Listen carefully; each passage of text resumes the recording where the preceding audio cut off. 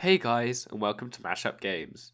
This is a SIP development video on the game I've been working on, Project Dungeon. Now before I jump into the changes, I thought I'd address why there wasn't a development video in August. During that month, I had participated in not one but 2 game jams, and was also getting ready to go back to university, so I don't have much time to put out a video. And on top of that, I was currently in the process of rethinking the whole procedural dungeon generation, and so the game was in an unplayable state. Even if I had the time to do a video, I wouldn't have been able to show, well, anything.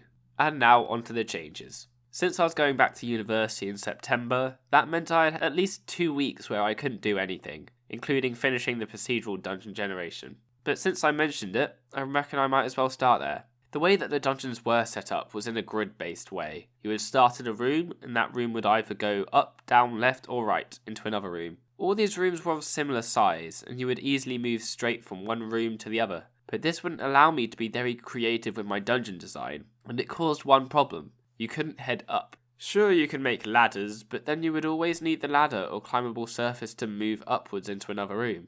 So I decided I would reimagine the layout.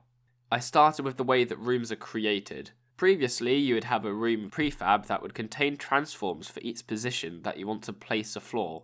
But since I wanted to have different room sizes and didn't want to deal with a lot of transforms and objects in the scene, I made the big move to tile maps. Now, tile maps allow you to place sprites or tiles into an existing grid, which makes it extremely easy to make 2D maps or environments. So now what the code would do was create a certain number of game objects that would act as the rooms, and would place them randomly in the scene within a given range. And these rooms will also be assigned a random size within a range. Then, for each position you want to have a floor, you get the position in the world scene and translate it to a position on the tile map where you would then assign the floor tile. While I was doing this, I also wanted different room shapes, so I made it possible for one room to merge with another if they are touching, and remove one of the room game objects. The problem with this though is that sometimes the other room wouldn't be deleted, so they would still count as 2 rooms. Knowing this, I realised that this would take a whole lot more thinking and planning, so instead I decided to make a sample dungeon floor that is still only a couple rooms for the moment,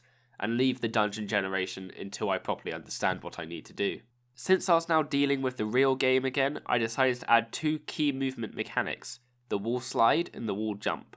There is currently a little problem with the wall jump as it looks a little jagged, but for now the prototype is down. And I would be working on the animations next before I work on the movement, including a normal jumping animation which has been a long time coming. And because I was dealing with wall detection, I also made it possible for the player to move up small ledges like stairs.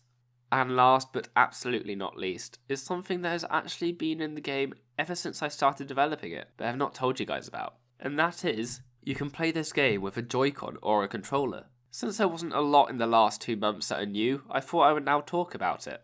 So Unity has an input manager, and it isn't hard to connect one of your Joy-Cons or controllers to your computer via Bluetooth or plug it in with USB. So the way you can do it is by using the input manager to get user input with movement and other things.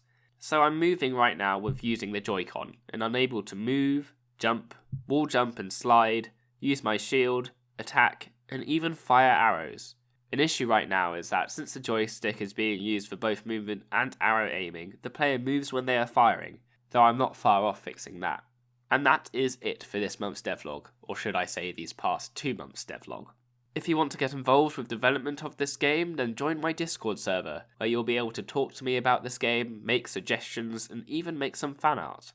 And if you've liked this video, then please like and subscribe.